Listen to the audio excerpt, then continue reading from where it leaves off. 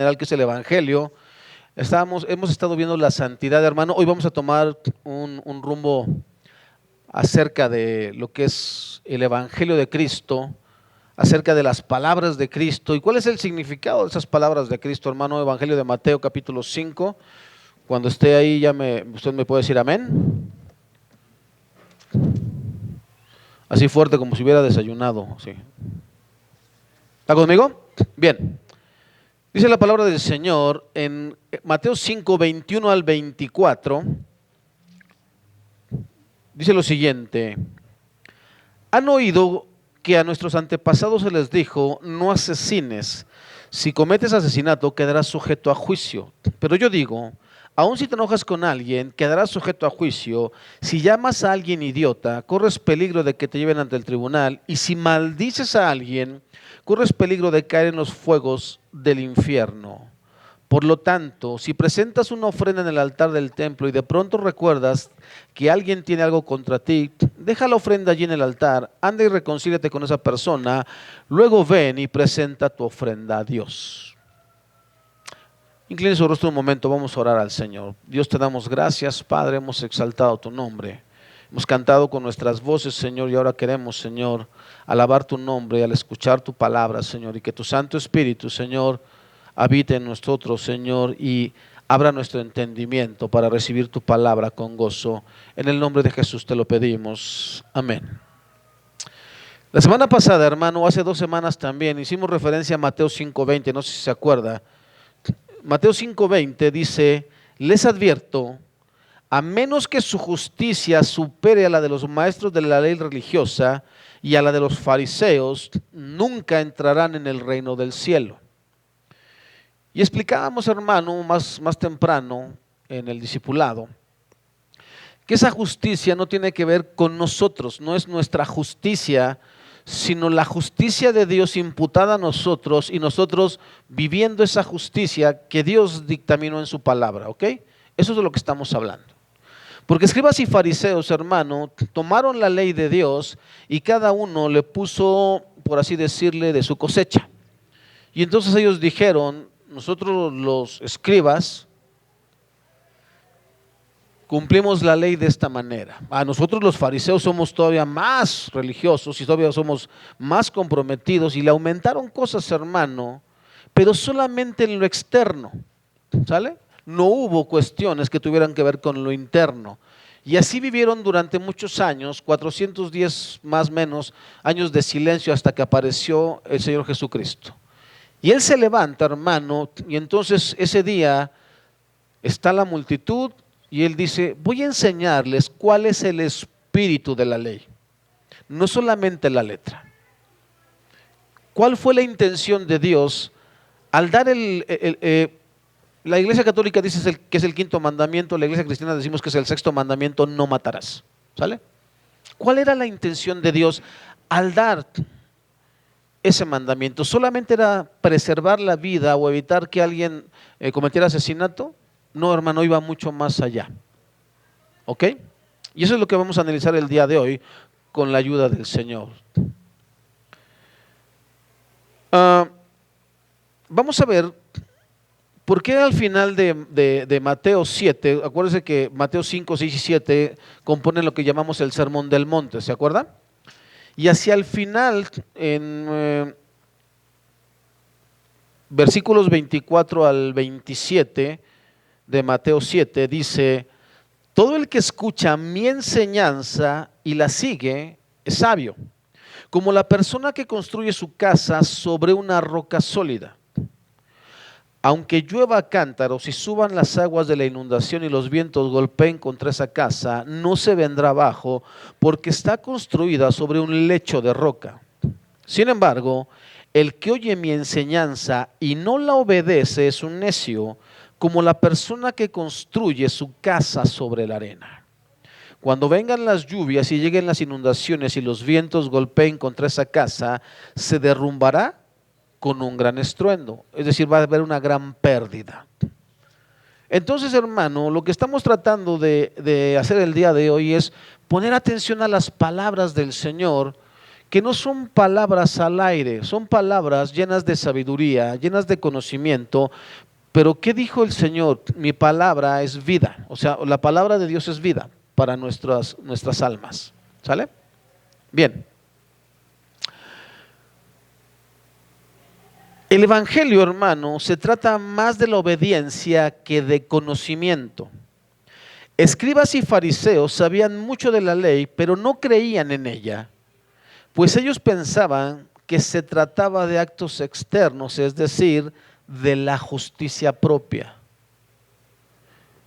Acuérdense que los fariseos tenían una ley o una tradición, no ley, tradición, de lavarse muchas veces las manos. ¿Se acuerda que criticaron a los discípulos de Jesús? ¿Por qué tus discípulos no se lavan las manos para comer? Bueno, ¿no?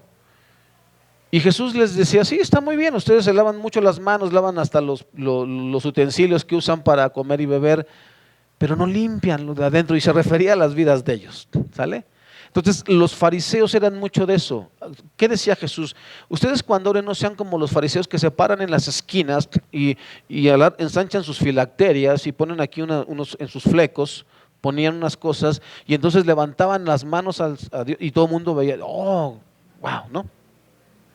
Los criticó muchas veces el Señor en el sentido de que decía, ellos se hacen llamar maestros o rabí, ellos ocupan los primeros lugares en las sinagogas, se hacen los importantes. Dice, ustedes no sean así, ¿vale? Entonces, ellos eran mucho de externas, cosas externas, pero la justicia superior emana de Dios y esta es por fe. ¿Por qué es por fe, hermano? Todas las palabras que vienen en el Sermón del Monte, hermano, no son palabras sencillas de llevar a la práctica. Escuche lo que le estoy diciendo. No es sencillo llevar a la práctica la palabra de Dios.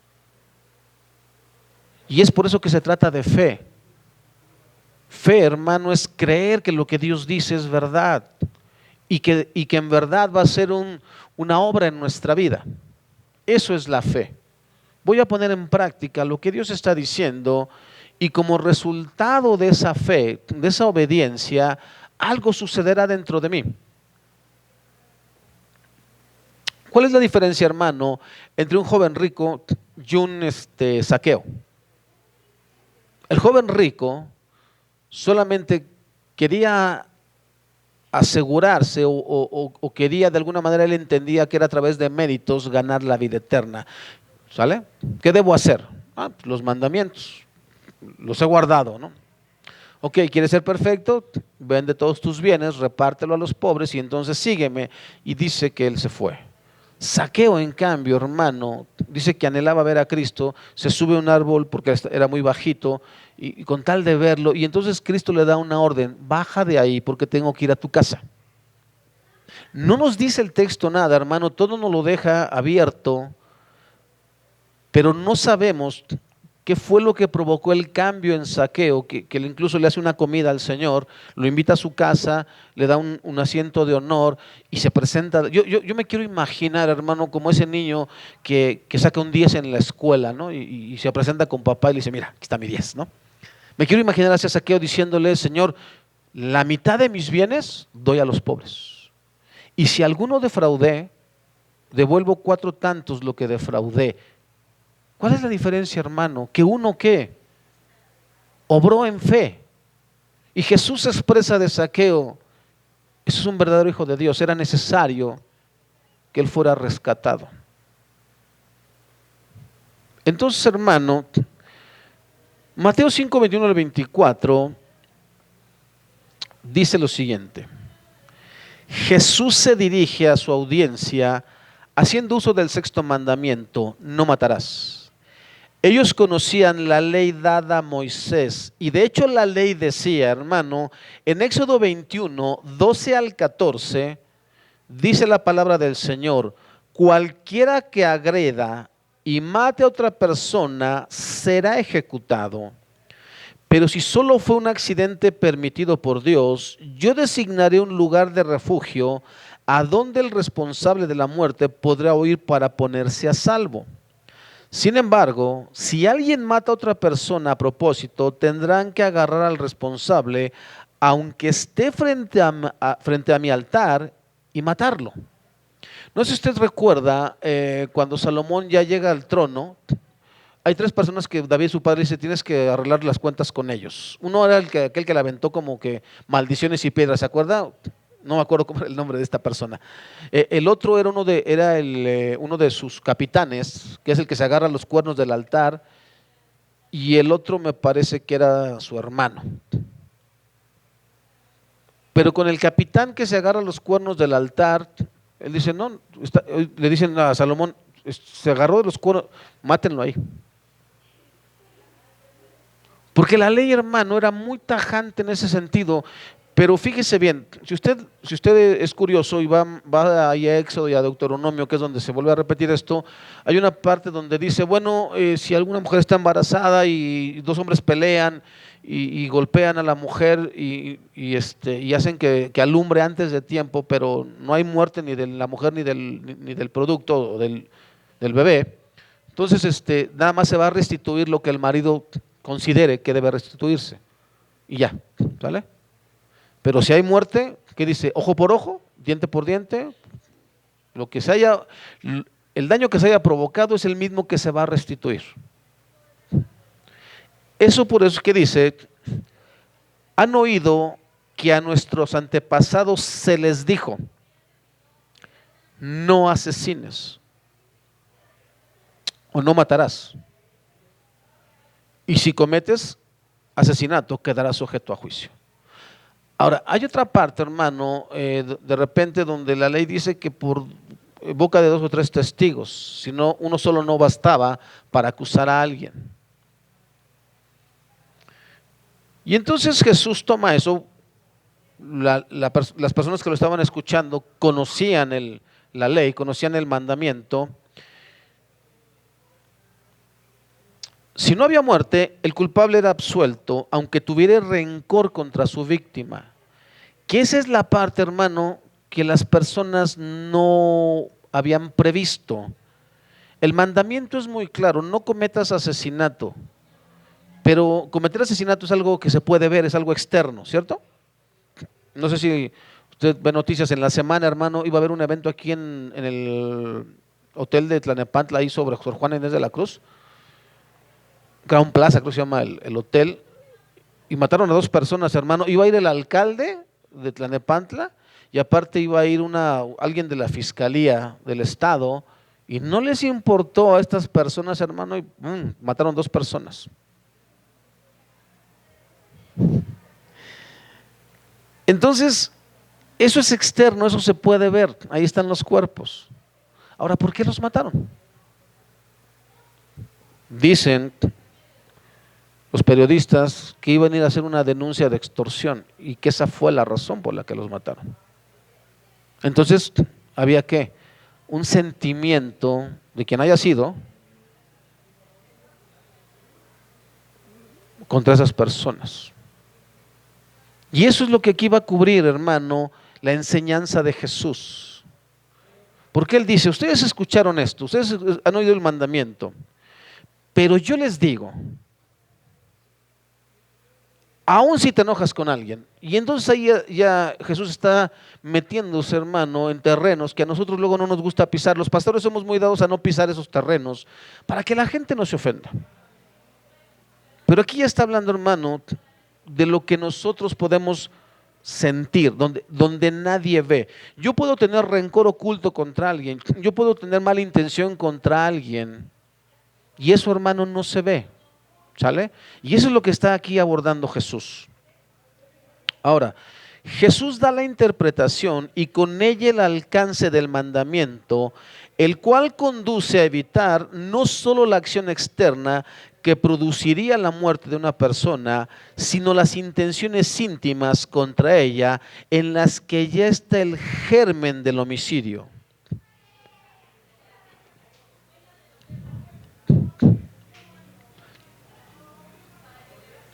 ¿Qué dice Santiago acerca de esto, hermano?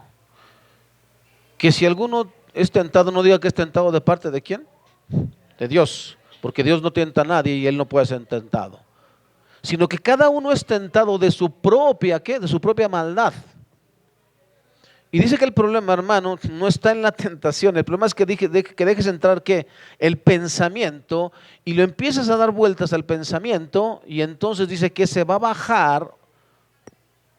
No está hablando de este músculo, dice, va a bajar al ser interno, y ahí, hermano, es donde da luz el pecado. ¿Sale? Ahora, no solo debe evitarse el homicidio, sino que debe manifestarse una actitud justa y afectuosa para con los demás. La vida de santidad no consiste en lo que se hace, sino en lo que se es. Jesús, hermano, hizo muchos milagros, hizo muchas señales, enseñó muchas cosas. Y la noche de su arresto, en uno de los evangelios, no recuerdo si es Juan, no recuerdo si es Lucas, él dice, enseñé muchas cosas, ¿por cuáles de ellas me están acusando? ¿Sale?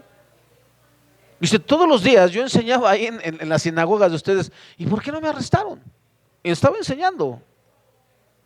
¿Y por qué hasta ahora vienen? Y él sabía perfectamente, hermano, que era su tiempo el que tenía que ir a la cruz. ¿Vale?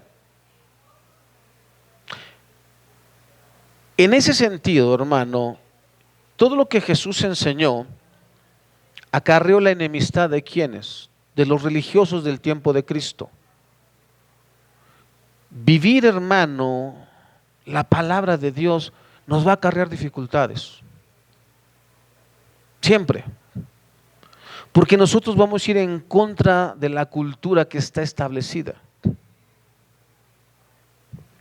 Te pongo un ejemplo. Supongo que tú eres un cristiano y de hecho hay una película, no sé si alguno ha visto la de Valientes, esa película donde son puros varones y hacen una especie como de carta, ¿no? Que se comprometen a enseñar a sus hijos, y hay uno que es policía, que es deshonesto, que se estaba robando la evidencia de la droga. Y por ahí sacan otro que es una especie como de latino y que estaba desempleado y que llega por casualidad y empieza a trabajar con otro que era policía también, ¿sale? Y ya que está en una fábrica, lo mandan llamar un día y le dicen, oye, queremos proponerte algo. Fíjate que va a llegar un embarque y queremos que una persona de confianza lo reciba, y dice ahí la hoja o el reporte dice 27 cajas y tú nomás vas a poner ahí 26, porque hay una caja que yo quiero reservar para algo secreto. Y él dice, no, espérame, no, yo no le entro. Le dice, mira, esto podría significar que pierdas tu trabajo si no cooperas, ¿no? Si cooperas, pues te ascendemos, pero si no, te podemos correr. Y entonces él va con su esposa, habían estado sufriendo mucho para pagar renta y esas cosas, y entonces en esa película él dice, no puedo hacer, yo firmé un compromiso con otras personas, otros 4 varones, de que íbamos a vivir la palabra de Dios. Por otro lado estaba un policía de los amigos que sustraía, hermano, evidencia, se llevaba pequeñas dosis de droga para venderlas y juntar un dinero más, ¿va? Y mientras uno se pone a orar y decir, yo voy a hacer lo correcto, llega el siguiente día, lo vuelven a decir, ¿ya lo pensaste? Sí, no le entro. Si quiere, córrame, no pasa nada, pero yo no. Y dicen en la película, dice, era una prueba, solamente querían ver su honestidad. Y lo felicitan y lo ascienden. Pero el otro hermano es sorprendido llevándose la evidencia porque uno de sus compañeros, el que era, por así decir, su jefe, ya sospechaba de él y lo encuentra y le dice, ¿a poco me vas a meter a la cárcel? Somos amigos. Y él le dice, firmamos un compromiso y lo hicimos delante de Dios y lo hicimos delante de nuestras familias y tú fallaste. Y con todo el dolor de su corazón lo entrega, hermano. Si tú no sabes, bueno, en este país no creo, pero en Estados Unidos, hermano, si alguien que trabaja en la ley transgrede la ley, es más penado, hermano. En este país se supone que si un servidor público comete ese tipo de delincuencia, le dan el doble de sentencia que le darían a una persona normal. Eso es lo que dice la ley. No sé si se hace o no. En Estados Unidos sí. Y entonces, hermano, Cuando tú y yo queremos vivir la vida cristiana, vamos a tener enemigos. Hay un enemigo natural que es Satanás, pero hay enemigos, hermano, que no les va a gustar que tú y yo seamos conforme al corazón de Dios, ¿va? Incluso, hermano, dentro de la misma iglesia habrá quien nos pueda criticar cuando queremos agradar a Dios, ¿sale? Todos estamos expuestos a eso, todos, sin excepción. Cuando unos padres quieren agradar el corazón de Dios y quieren meter disciplina con sus hijos, no va a faltar quien en la familia los critique. No, porque eres así, deberías de perdonarlo, tú también fuiste niño, me explico, pero nosotros queremos agradar al Señor. Ahorita presentábamos a la nena, ¿no? Y los papás, no, nosotros vamos a hacer, y la letra y la palabra de Dios dice que cuando ella ya tenga más uso de razón y si se porta mal, pues hay que corregirla. No dice que le des hasta que te canses, ¿no? Si no es piñata, ¿no? Pero dice, la tienes que corregir con vara. Si retienes la vara, dice la palabra del Señor, entonces odias el alma de tu hijo. ¿Por qué? Porque dice que la vara, hermano, hará volver al muchacho, ¿a qué? Al camino recto. Y no se trata de destruir el alma del niño, se trata de corregir su camino, es de lo que se trata. Y por eso Dios dice que hay que meter disciplina. Y a veces, hermano, seremos, ¿qué? Criticados y seremos a lo mejor hasta difamados por eso. Cuando, por ejemplo, queremos ser hombres y mujeres de Dios, fieles a nuestro cónyuge, los amigos que son inconversos, ¿de qué nos van a tratar a los hombres? Nos van a decir de todo. A las mujeres, lo mismo, ¿no? Si los hijos, por ejemplo, si una joven es respetuosa, temerosa de Dios y respetuosa de sus padres, y ya tiene a lo mejor unos 20, 30 años, y le dice al muchacho, tengo que avisarle a mis papás dónde ando, y no seas ridícula, ¿no? Pues yo ni pido permiso, yo me salgo, y bueno, hermano, eso te va a cargar problemas, y así en cada aspecto de nuestra vida.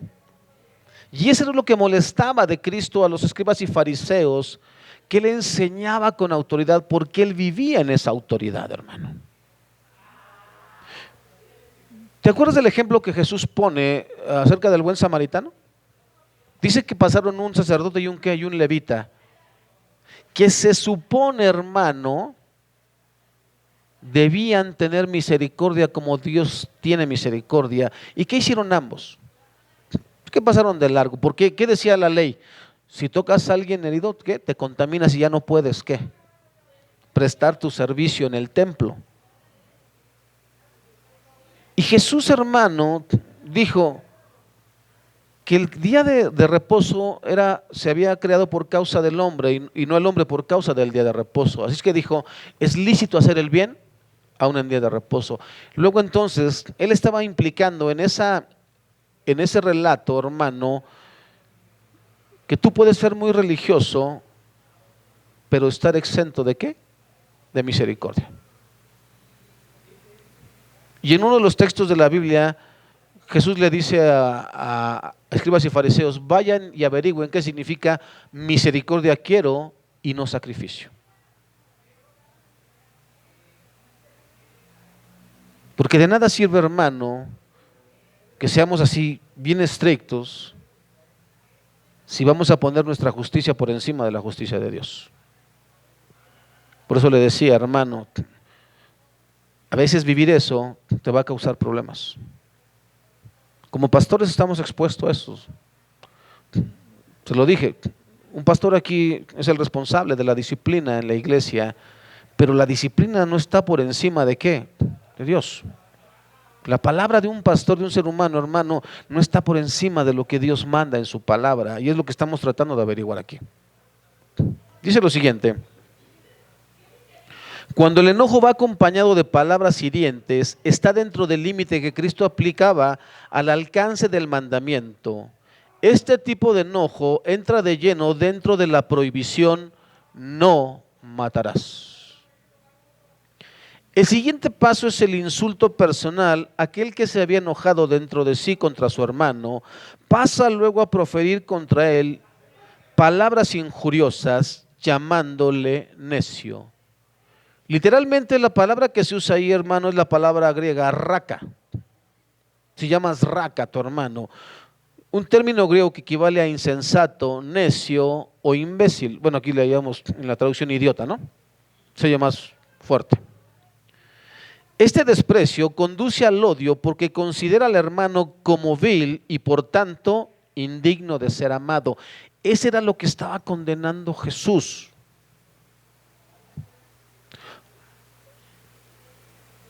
Cuando una persona, hermano, se sube a asaltar a un transporte público, no sé si alguna vez viste, pasaron una vez un asalto donde el chavo sin más ni más le suelta un plomazo a un muchacho que estaba sentado ahí y lo mata incluso.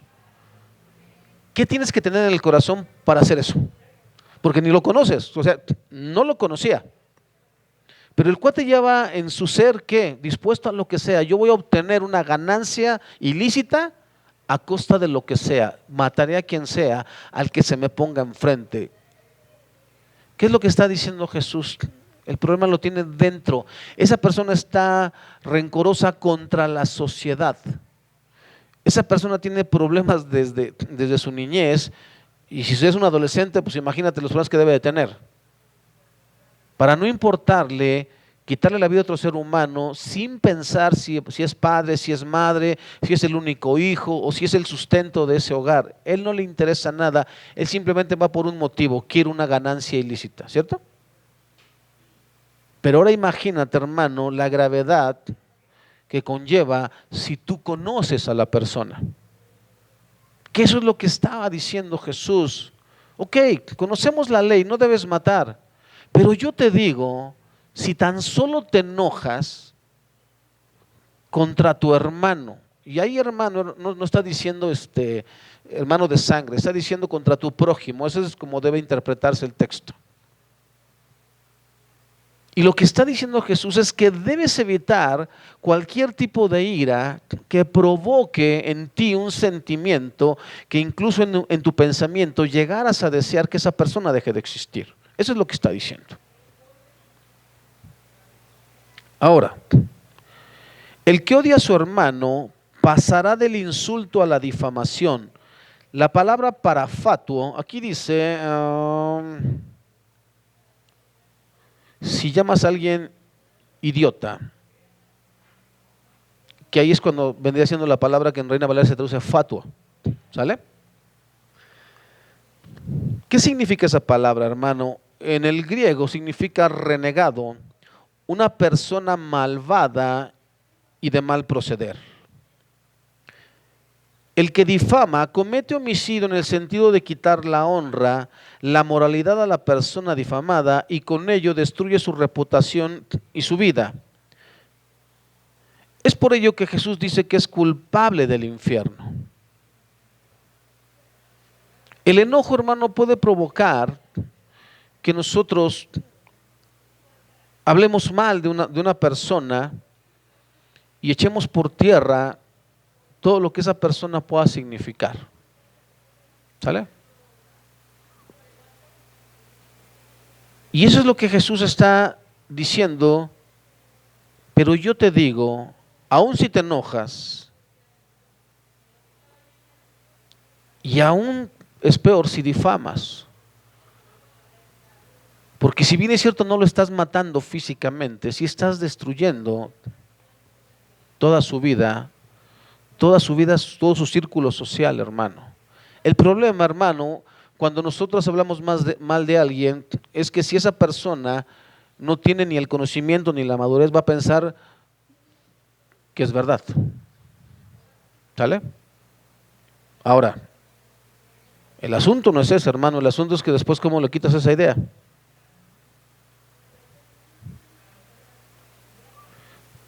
Ahora mira,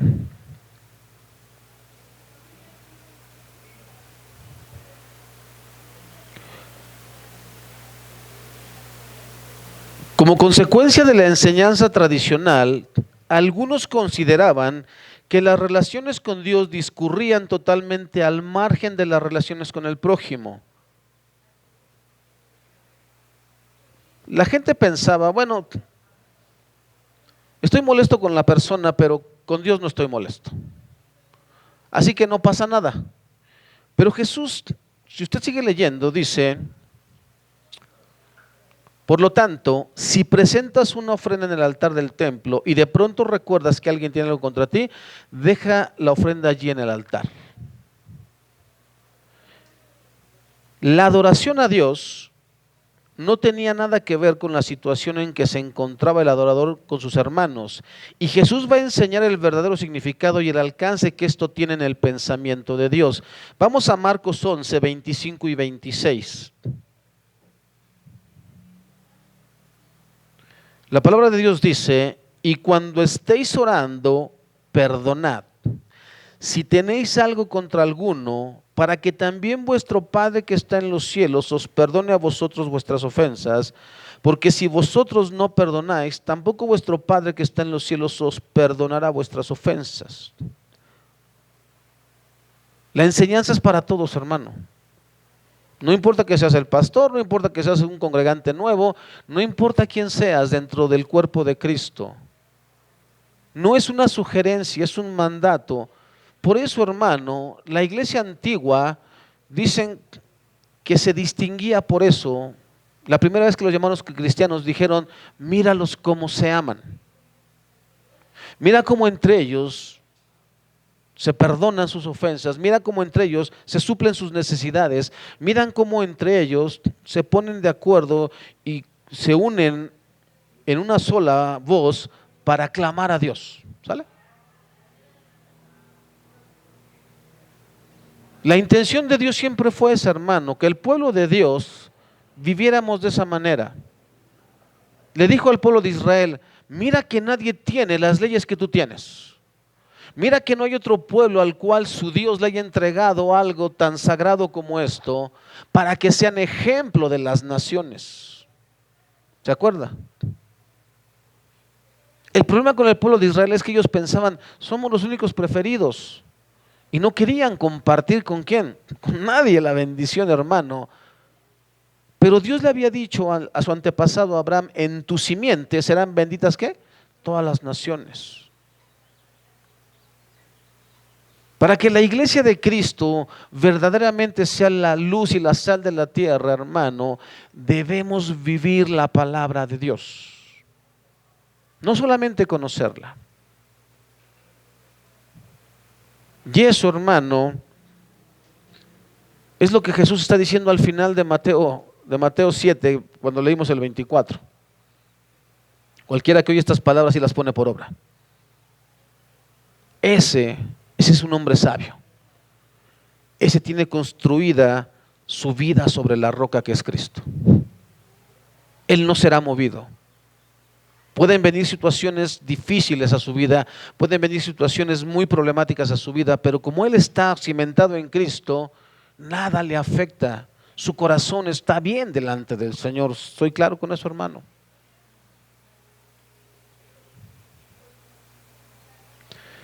¿Qué relación podría tener que un hermano esté ofendido con otro para adorar a Dios?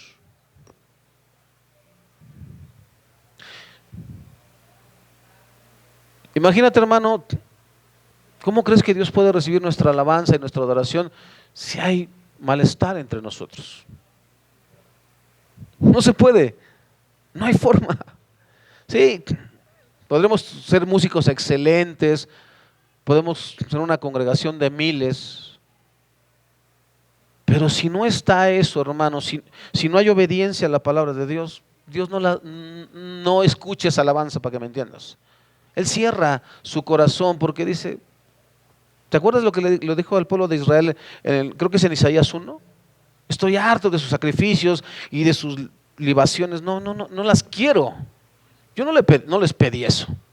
Primero vamos a entrar a cuentas. ¿Les parece? Vamos a arreglar el asunto porque ustedes están pecando contra mí. Deje sus ofrendas. Vamos a lo importante. Vamos a ver cómo está el interior. Y eso, hermano, es lo que está aquí hablando el Señor Jesús. En primer libro de Samuel 15:22, ¿se acuerda? Dios le da una instrucción a Saúl por medio de Samuel: destruye a Amalek. ¿Se acuerda?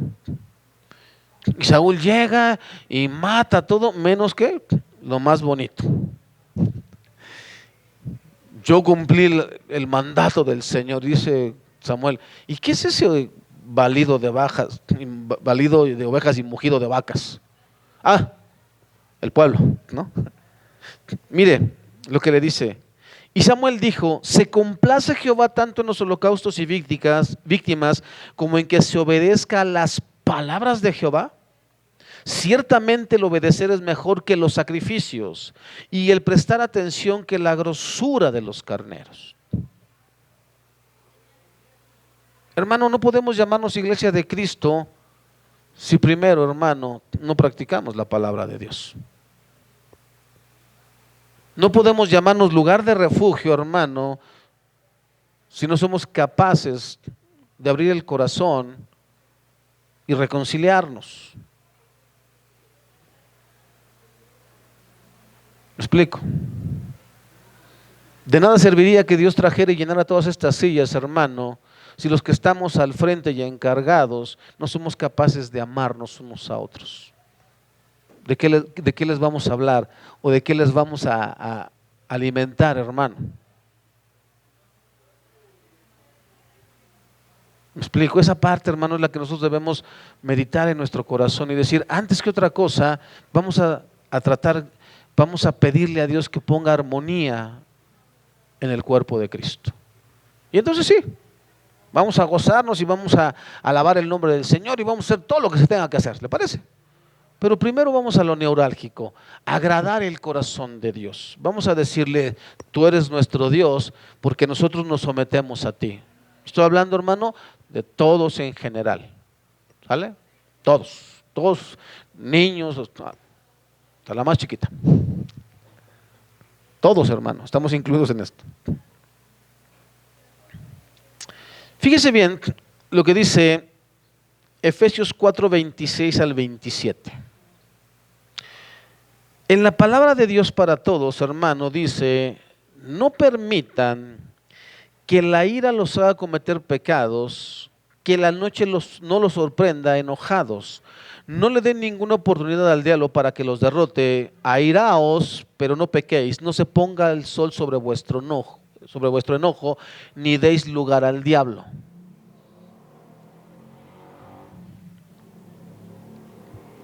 ¿Qué es lo que está diciendo ahí el autor o Pablo?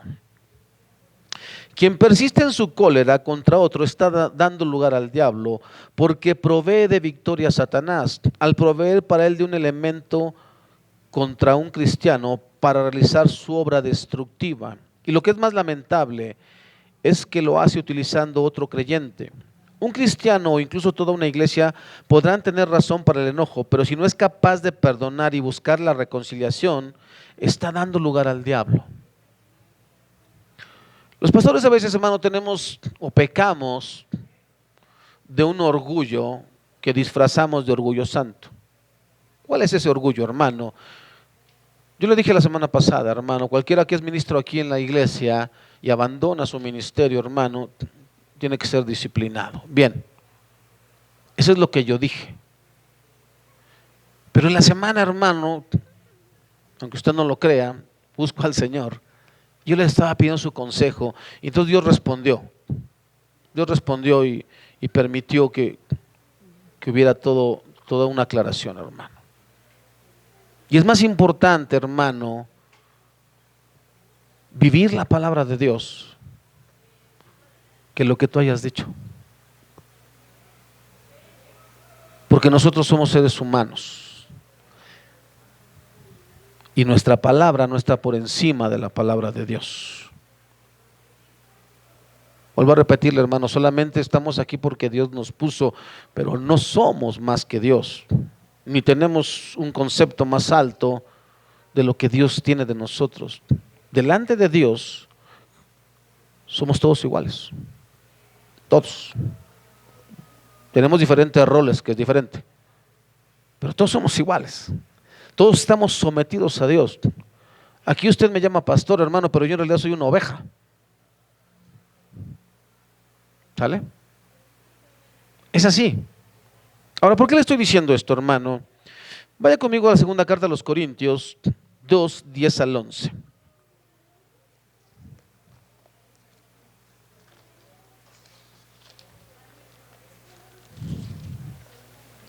Segunda a los Corintios, segunda carta a los Corintios, capítulo 2, perdón, versículos 10 al 11.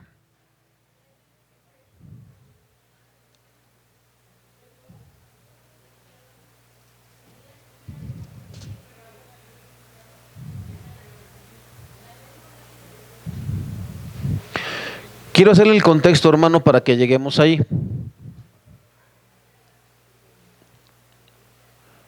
Le estoy dando este texto, hermano, no porque esto es lo que está ocurriendo o haya ocurrido aquí en la iglesia, pero nosotros debemos ir a la palabra de Dios y entender, hermano, que si Pablo está hablando de algo tan delicado como esto y él lo perdona, ¿por qué nosotros vamos a ponernos todavía más exigentes por algo que ni siquiera llega a esto, hermano? Eso es a donde quiero ir, ¿sale? Porque ya ve que somos bien mal pensados. Oh, no pasó nada de eso, ¿sale? Me cuesta creer lo que me informan acerca de la inmoralidad sexual que hay entre ustedes, algo que ni siquiera los paganos hacen. Me dicen que un hombre de su iglesia vive en pecado con su madrastra. Ustedes están muy orgullosos de sí mismos. En cambio, deberían estar llorando de dolor y vergüenza y echar a ese hombre de la congregación. Aunque no estoy con ustedes en persona, sí lo estoy en el espíritu. Y como si estuviera ahí, ya emití mi juicio sobre ese hombre. En el nombre del Señor Jesús, ustedes deben convocar una reunión de la iglesia y yo estaré presente en espíritu, igual que el poder de nuestro Señor Jesús. Entonces deben expulsar a ese hombre y entregárselo a Satanás para que su naturaleza pecaminosa sea destruida y él mismo sea salvo el día que el Señor vuelva. Se lo aclaro, hermano, entregar a alguien a Satanás no es ahí, lo arrojamos al infierno, no, hermano. Pablo está diciendo, esa persona debe darse cuenta que lo que está haciendo y la forma en que está viviendo no es correcta delante de Dios. Debe sentir el peso, como cuando Dios le envió a Natán a David. David estaba así como, bueno, ya pasó un año, ya la libré, y Dios le manda a Natán y le dice, hiciste esto. Y entonces el Salmo 51, hermano, es el peso en el corazón de David expresado en palabras hacia Dios: yo pequé contra ti. ¿Sale? Eso es lo que se busca, hermano, cuando se pone disciplina en la iglesia. Yo le he comentado, hermano, cuando yo tenía un año más o menos de convertido, volví a beber y volví a drogarme. Y yo fui con el que era mi líder en aquel tiempo y le dije, volví a caer. Y me dijo, pues banca. Y me dejó en la banca, hermano. En serio, vino la división de la iglesia y yo me quedé ahí siempre en la banca. Y Pablo, cuando vamos al segunda carta a los Corintios, en el capítulo 2,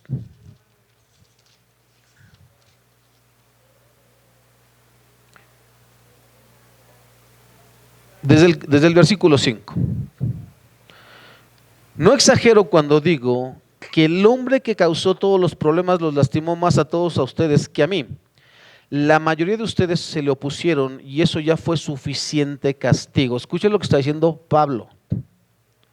No obstante, ahora es tiempo de perdonarlo y consolarlo. De otro modo, podría ser vencido por el desaliento.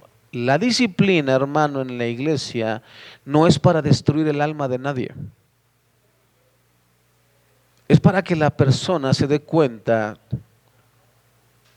que pecó contra Dios, es todo. Que sienta dolor y tristeza en su corazón, ¿sale? Pero hasta ahí y ya. No se trata de estarle diciendo todo el tiempo, no se trata de estar recriminando, hermano. Pablo dice, es suficiente, porque si no, la excesiva tristeza puede causar que la persona diga, ¿para qué regreso? ¿Me explico? Eso es lo que está diciendo Pablo, hermano. Así que ahora les ruego que reafirmen su amor por él.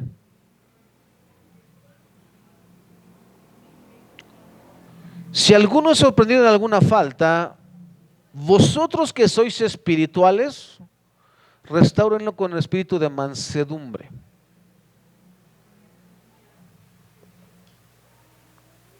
¿Qué hizo Jesús, hermano, con esa mujer que fue hallada en el acto mismo de adulterio?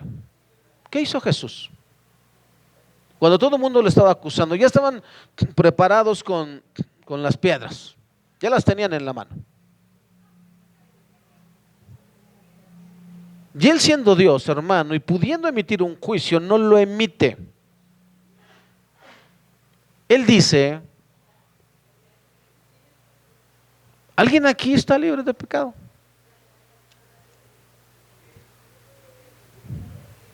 Los pastores a veces, hermano, vuelvo a repetirle, abusamos de la autoridad porque nos sentimos más santos que cualquier otro. Y no. Los pastores también tenemos un pequeño guardadito en nuestro almacén, que nadie conoce, hermano, porque no tan fácilmente nosotros nos abrimos a las personas. De hecho, te vas a topar con pastores que dicen, nunca le comentes a la iglesia tus debilidades, porque no sea que por ahí te agarren. No, hermano, no creo que sea lo correcto. Porque entonces podemos caer en el orgullo espiritual y nunca reconocer, hermano, que nosotros somos los primeros, que muchas veces ni siquiera vivimos la palabra. Ayer cuando estábamos en la enseñanza de teología, hay un tema, hermano, que causa mucho escozor entre los pastores. Yo te pregunto, hermano, de acuerdo a lo que tú hayas leído en la Biblia, ¿es lícito que un pastor viva con todo lujo? Supongamos que Dios pone a un pastor sobre una iglesia muy grande, de más de 5,000 miembros. Y obviamente, hermano, esa iglesia, si son congregantes fieles, van a diezmar, van a esto y lo otro, y si aman a su pastor, lo van a bendecir y todo. Pero yo te pregunto, hermano, desde el espíritu que Cristo nos enseñó en la palabra de Dios, ¿es lícito que un pastor viva en la abundancia? Estoy hablando de un pastor, no de un congregante. Hay congregantes a los que Dios los bendice y les da instrucciones en su palabra a través de que compartan con el que no tiene. Pero estoy hablando, hermano, de aquellos que fuimos llamados a la obra del Señor. Y yo veo, hermano, en el ejemplo de Cristo,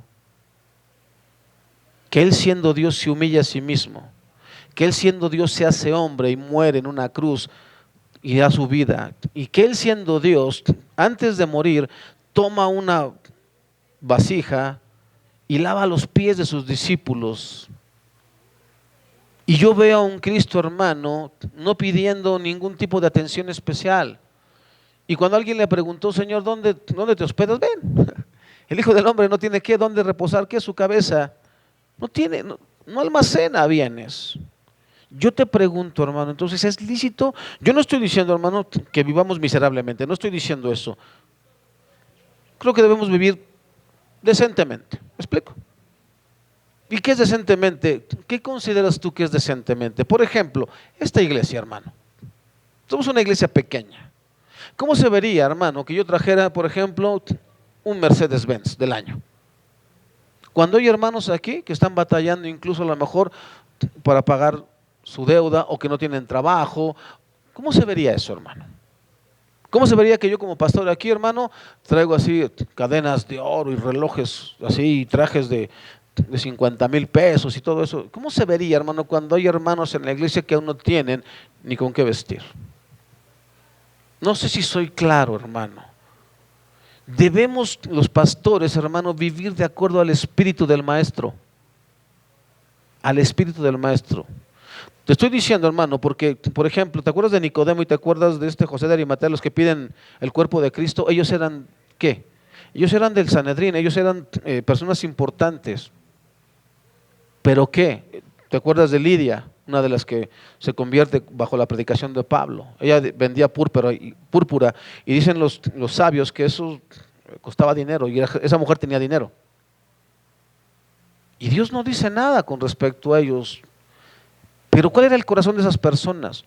Le daban al pueblo, ayudaban al pobre, hermano. Esa es la parte que quiero que entiendas. Pero ¿quién fue Saulo de Tarso y después quién es Pablo? Saulo de Tarso era un fariseo, hermano.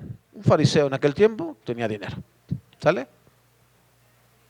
Pero ya cuando él se convierte al Señor, cuando Cristo se le aparece, él renuncia a toda esa vida. Él lo mismo lo dice: tengo todo por basura.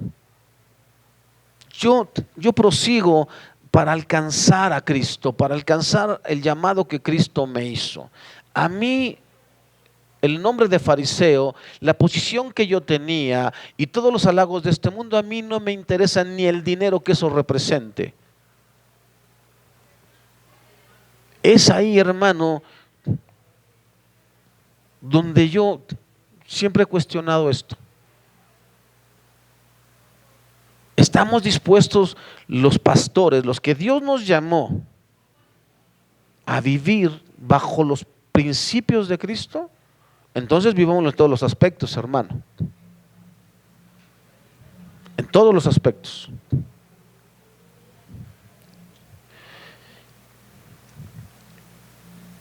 Así que ahora les ruego que reafirmen su amor por Él. Les escribí como lo hice para probarlos y ver si cumplirían mis instrucciones al pie de la letra. Si ustedes perdonan a este hombre, yo también lo perdono. Cuando yo perdono lo que necesita ser perdonado, lo hago con la autoridad de Cristo en beneficio de ustedes, para que Satanás no se aproveche de nosotros, pues ya conocemos sus maquinaciones malignas. ¿Qué quiere el Satanás, hermano? Que pase en la iglesia y que pase en toda casa de cualquier cristiano. División. Eso es lo que pretende, hermano. Que no haya armonía, que no haya amor, que no haya perdón, que no haya comprensión, que el nombre de Cristo no sea exaltado. Vuelvo a repetirle, hermano, ¿de qué nos serviría como iglesia, hermano? Como nos lo han dicho muchas veces, tienen una alabanza muy bonita. Pues sí, nomás es bonita porque no tiene nada de esencia. ¿De qué sirve, hermano, tener el mejor templo y el más lujoso si no hay amor? Si no estamos dispuestos a practicar la palabra de Dios, ¿de qué sirve? Pero qué hermoso es, hermano, cuando humillamos nuestro corazón y nos presentamos delante del Padre como un todo y decirle: Señor, venga sobre nosotros, Padre, tu misericordia, venga sobre esta iglesia, Señor, tu restauración, venga sobre nosotros, Señor, tu palabra y tu Santo Espíritu, Señor. Bendícenos de esa manera, Señor. ¿Se acuerda, hermano, cuando en el libro de los Hechos Pedro y Juan son afrentados por la causa del nombre de Cristo? Mire,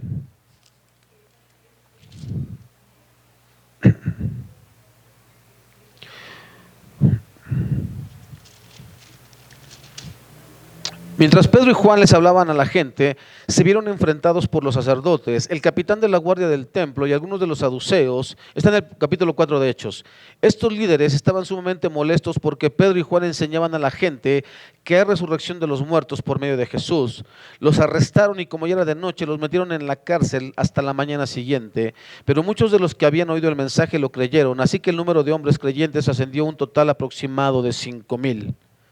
Al día siguiente, el concilio, integrado por todos los gobernantes, ancianos y maestros de la ley religiosa, se reunió en Jerusalén. El sumo sacerdote Anás estaba presente cuando Caifás, Juan, Alejandro y otros parientes del sumo sacerdote hicieron entrar a los discípulos y les preguntaron: ¿con qué poder o en el nombre de quién han hecho esto?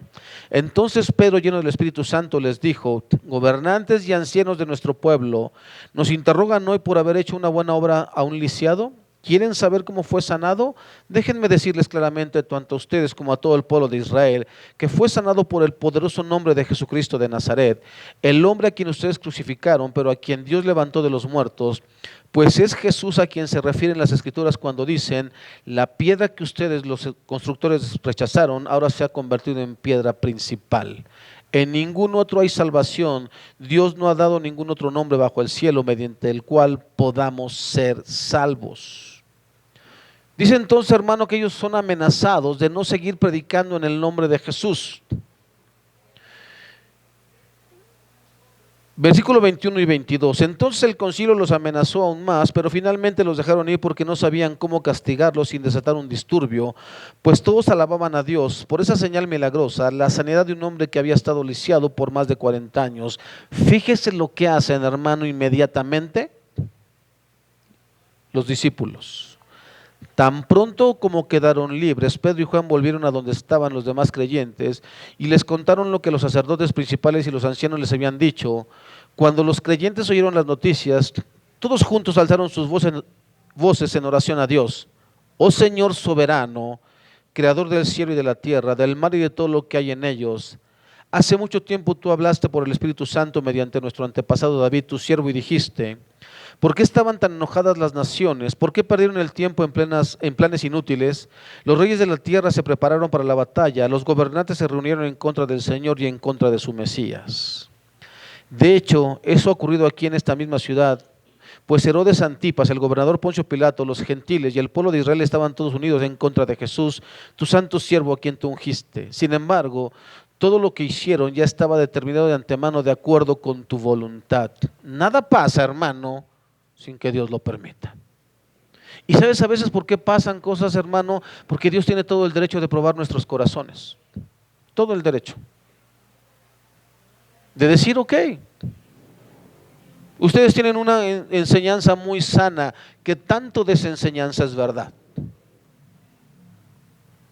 ¿Qué tanto practican? No se trata de enseñar, de tener la doctrina correcta, hermano, sino de tener el corazón correcto. De eso es de lo que se trata. Y ahora, oh Señor, escucha sus amenazas y danos a nosotros, tus siervos, mucho valor al predicar tu palabra. ¿Qué tenemos que pedirle entonces al Señor, hermano? Que nos enseñe a ser valientes y a vivir su palabra. Que podamos ser una iglesia no solo de buena o de sana doctrina, sino de un corazón recto. Que seamos una iglesia que de verdad glorifique el nombre de Dios. Que estemos dispuestos a humillarnos bajo la poderosa mano del Señor para que Él nos exalte cuando fuere tiempo. Para que de Él venga la bendición, para que de Él venga ¿qué? La recompensa.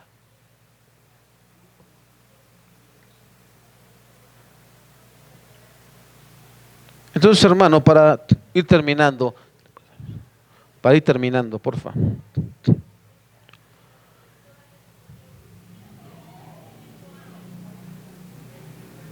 Dijimos, según a los Corintios 2, 10 y 11, ya lo leímos, pero vamos a volverlo a leer. Dice: si ustedes perdonan a este hombre, yo también lo perdono. Cuando yo perdono lo que necesita ser perdonado, lo hago con la autoridad de Cristo en beneficio de ustedes, para que Satanás no se aproveche de nosotros, pues ya conocemos sus maquinaciones malignas. El sentido de este texto, hermano, está en los versículos 7 y 8 que también ya leímos. No obstante, ahora es tiempo de perdonarlo y consolarlo, de otro modo podría ser vencido por el desaliento, así que ahora les ruego que reafirmen su amor por él. Cuando tú como líder te equivocas, hermano, créeme que es difícil.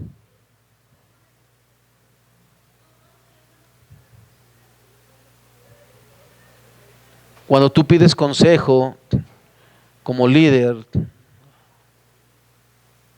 y Dios te habla a través de la vida de esas personas, a través de su escritura. ¿Sabes qué? Que me dijo una persona a la cual consulté para pedirle consejo? Me llevó al libro de los Hechos una vez más, hermano.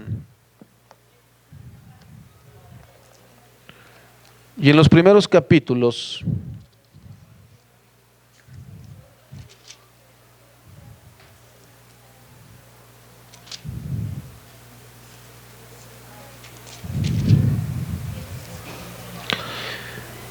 dice así,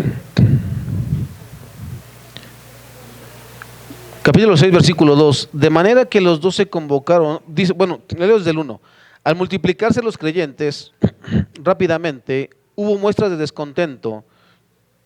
Los creyentes que hablaban griego se quejaban de los que hablaban hebreo, diciendo que sus viudas eran discriminadas en la distribución diaria de los alimentos. De manera que los dos se convocaron a todos los creyentes a una reunión y dijeron: nosotros los apóstoles debemos ocupar nuestro tiempo en enseñar la palabra de Dios y no en dirigir la distribución del alimento. Por lo tanto, hermanos, escojan a 7 hombres que sean muy respetados, que estén llenos del Espíritu y de sabiduría.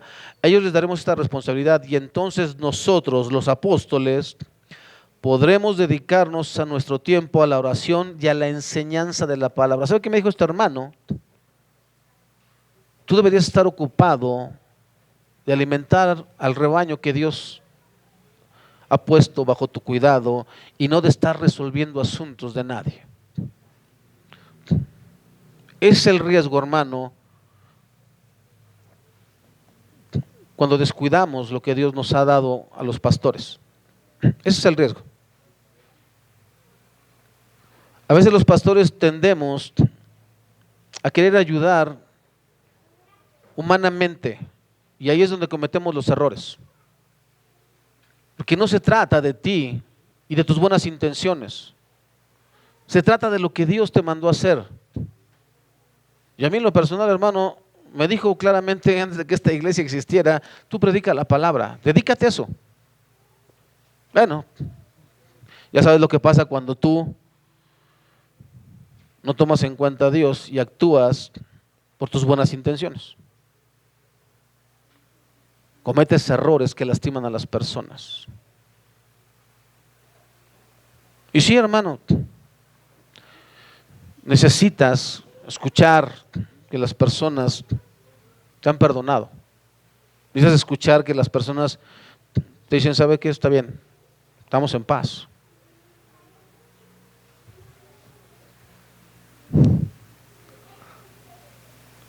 ¿Por qué es necesario que eso ocurra en el cuerpo de Cristo? El que seas el pastor no te exime de errores, el que seas el pastor no te exime de que te vas a equivocar por tus buenas intenciones. Y si Cristo te perdona, y si Cristo te restaura, tú no eres quien, hermano, para decir que tu palabra es más, se tiene que cumplir aunque transgredas la palabra de Dios. No es así. Todos nosotros estamos subordinados a lo que Dios dice en su palabra. Y Dios manda en su palabra, de la manera que Cristo os perdonó, así perdónense unos a otros. Incline su rostro un momento. Mientras entonamos este canto,